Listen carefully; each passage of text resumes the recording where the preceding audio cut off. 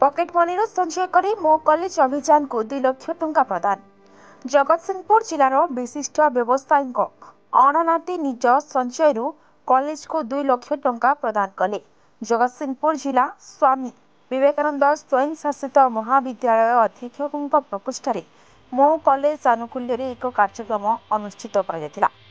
जगतसिंहपुर जिलार जनाशुना समाजसेवी एवं विशिष्ट व्यवसायी शरद कुमार रथ एवं हेमंत कुमार रथों द्वारा कांचन मुरली माधवी वृत्ति प्रदान कर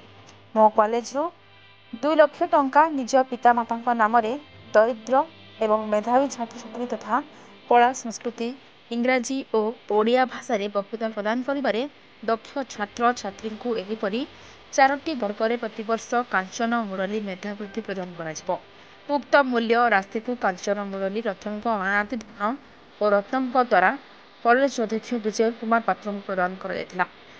अध्यक्ष श्री पात्र यह राशि को कॉलेज उन्नति कार्य एवं छात्र छात्री मानक निज निज दक्षता वृद्धि प्रेरणा जोगाई देवे बोली मत प्रकाश कर कार्यक्रम में कांचन मुरली रथों 2 पुत्र नाती एवं अणनाती उपस्थित रही सहित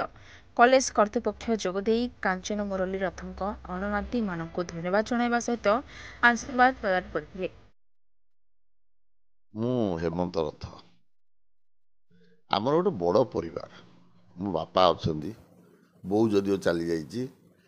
आम 4 भाई भितर बड़ भाई चली जाइए कि आम 51वर्ती परिवार एकाठी चलू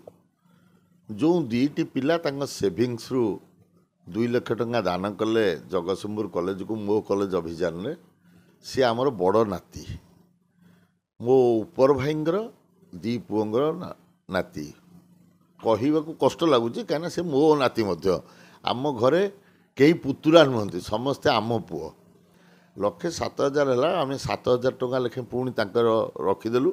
एवं तांको बुझेलु जे 1,00,000 टंका लेखे 2 जन जाक जदि 2 लाख दब आम मो कॉलेज अभियान में जगतसिंहपुर कॉलेज को दबा एवं जगतसिंहपुर कॉलेज रे मु पढ़ुली जगतसिंहपुर कॉलेज को मो कॉलेज अभियान में दबा ताहले आमे बड़ जेजेबापा माने मो बापा ना मो बो ना गोटे स्मृति रक्षा करी गरीब पिलांकु आमे देई परिबा स्कॉलरशिप परिका पिला माने आम कथा राजी हो गले धन्यवाद से 2 पिलांकु धन रत्न को तांको सेविंग्स पैसा से माने आम कथार राजी हेले एवं सेटा को दिगला 10 वर्षर 9 वर्ष 10 वर्षर पिला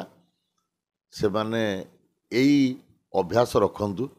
वृथा खर्च न करी समाजर मंगल पे से पैसा को व्यवहार करंतु एथिपे मु तांको आशीर्वाद करुच्ची एवं तांको भितरे आगामी भविष्यत भारत को छवि देखिया चेष्टा करुच्ची। जगतसिंहपुर प्रशांत मल्लिकों रिपोर्ट G99 न्यूज।